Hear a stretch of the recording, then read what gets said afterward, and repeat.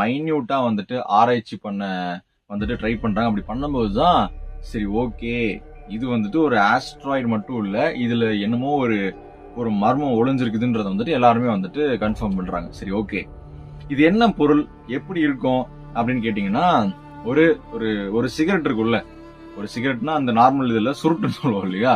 So ஒரு சுருட்டே பெரிய சைஸா எவ்வளவு சொல்றாங்கன்னா கிட்டத்தட்ட 400 மீட்டருக்கு லாங், ஒரு ஒரு ஒரு ஹாஃப் கிலோமீட்டர்னு வச்சுக்கலாமே அப்ராக்சிமேட்டா. ஸோ அந்த அளவுக்கு பெரிய ஒரு ஓகே, ஸ்பேஸை கம்பேர் பண்ணும்போது சிறியன்னு கூட சொல்லலாம்.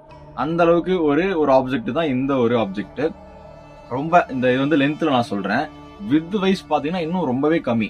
ஸோ பேசிக்கா வந்துட்டு ஸ்பேஸை பொறுத்த வரைக்கும், அங்க இருக்கிற பெரிய பெரிய ஆப்ஜெக்ட்ஸை பொறுத்த வரைக்கும் இது வந்து ஒரு சின்ன ஒரு பொருள் தான்.